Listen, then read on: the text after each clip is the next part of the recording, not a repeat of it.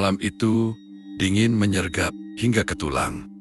Mastile duduk termenung, mengingat kembali memori 14 tahun silam yang ia simpan rapat-rapat.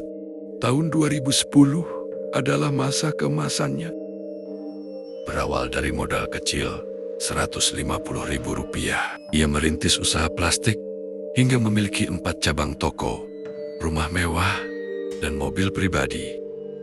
Hidupnya tampak sempurna bersama istri dan anak laki-lakinya yang baru berusia 2 tahun.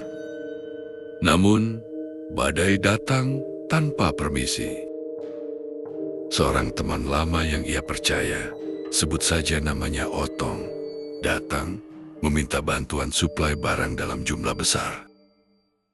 Karena rasa persaudaraan, Mastile memberikan barang senilai ratusan juta rupiah secara bertahap. Hingga pada puncaknya, barang senilai 300 juta dibawa lari oleh Otong. Mastile hancur, bukan hanya dikhianati. Ia kini dikejar oleh debt kolektor suruhan pabrik yang mengancam nyawanya jika hutang tidak segera dilunasi. Dalam kepanikan yang luar biasa, Mastile pulang ke kampung halaman.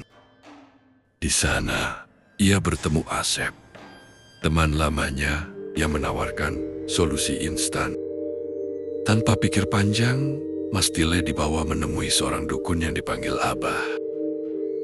Singkat cerita, di gubuk remang itu, perjanjian gaib dimulai. Si Abah memberikan syarat yang berat. Sesajen 7 rupa dari daging-dagingan, ikan, kembang, hingga ayam cemani. Kuncinya hanya satu, kamu harus berani, pesan Abah.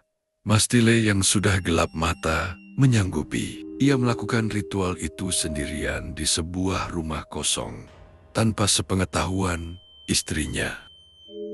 Di malam Rabu pertama, angin kencang tiba-tiba menerjang ruangan yang tertutup rapat. Mastile mendengar suara langkah kaki, duk, duk, duk. Di belakang rumah, seolah ada rombongan besar yang datang. Ikan sesajennya hilang secara misterius dari kamar yang terkunci. Malam Jumat menjadi puncak kengerian. Saat mata Mastile setengah terpejam dalam ritual, 4 sosok muncul dari kegelapan. Yang pertama, sosok bertaring dengan mata merah menyala dan badan merah bertanduk. Yang kedua, sosok setengah manusia berbadan kuda. Ketiga, sosok pria tampan, bak panglima perang. Dan yang terakhir, sosok wanita yang sangat cantik, mengenakan mahkota dan pakaian pengantin hijau yang megah. Dialah Sang Ratu Kidul. "Mane aya naon manggil aing?" Suara itu menggelegar. Mastile dengan gemetar meminta kekayaan. Seketika itu, ia merasa sesuatu yang licin dan dingin melilit tubuhnya seperti ular besar. Saat ritual usai, ia menyalakan lampu dan terkesima. Setengah kardus besar sudah terisi penuh dengan uang tunai.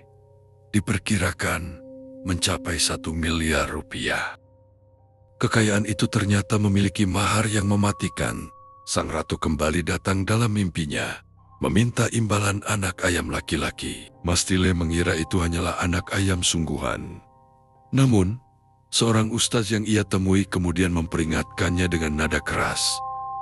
"Itu bukan anak ayam, itu anak laki-lakimu." Mastile panik dan mencoba membatalkan perjanjian. Ia menjalani ruqyah dan pembersihan diri. Di malam terakhir, ia berteriak menantang sosok-sosok itu dan menendang uang pesugihan tersebut hingga lenyap seketika. Ia pikir segalanya telah selesai. Ia pikir ia bisa memulai hidup dari nol lagi. Beberapa hari kemudian, saat sedang menyetir mobil dengan perasaan lega, tiba-tiba keempat ban mobilnya pecah secara bersamaan tanpa sebab logis. Firasatnya buruk. Ia menelepon rumah mertuanya. Di seberang telepon, suara mertuanya pecah dalam tangis. "Nak, cepat pulang. ada musibah di sini. Sesampainya di rumah, langkah kakinya lemas. Sebuah bendera kuning berkibar di depan pintu. Putranya yang masih kecil, yang sedang lucu-lucunya, meninggal dunia secara mendadak setelah terjatuh saat bermain. Mas Tile menangis meraung-raung, memeluk jasad anaknya dengan penyesalan yang menghujam jantung. Ia menyadari satu hal, nyawa anaknya telah menjadi tumbal atas keserakahannya. Kisah Mas Tile ini memberikan pelajaran yang sangat berharga bagi kita semua. Tidak ada jalan pintas menuju kesuksesan.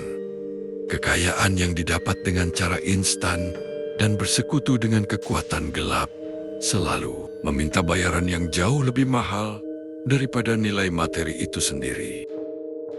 Seringkali dalam ambisi mengejar dunia, kita melupakan bahwa keselamatan dan kebahagiaan keluarga adalah yang paling utama. Jangan sampai ambisi membabi buta justru menghancurkan apa yang paling kita cintai. Saat menghadapi kesulitan ekonomi, carilah jalan yang diridhoi Tuhan. Bersekutu dengan makhluk gaib hanya akan membawa kesengsaraan abadi dan penyesalan yang tak berujung. Rahasia kelam yang disimpan sendiri seringkali menjadi bom waktu. Keterbukaan dalam rumah tangga sangat penting untuk menghindari pengambilan keputusan yang salah. Sampai hari ini, Mas Tile masih menyimpan rasa bersalah itu sendirian. Sementara istrinya tidak pernah tahu bahwa kepergian putra mereka adalah akibat dari perjanjian hitam yang pernah ia buat. Jangan lupa saksikan kisah lengkapnya di channel YouTube Malam Mencekam, karena di sana kamu akan menyaksikan langsung orang yang menceritakan kisah ini, dan tentunya akan lebih seru dan mendebarkan. Terima kasih telah menyimak kisah ini. Sampai jumpa di kisah lainnya dari Malam Mencekam.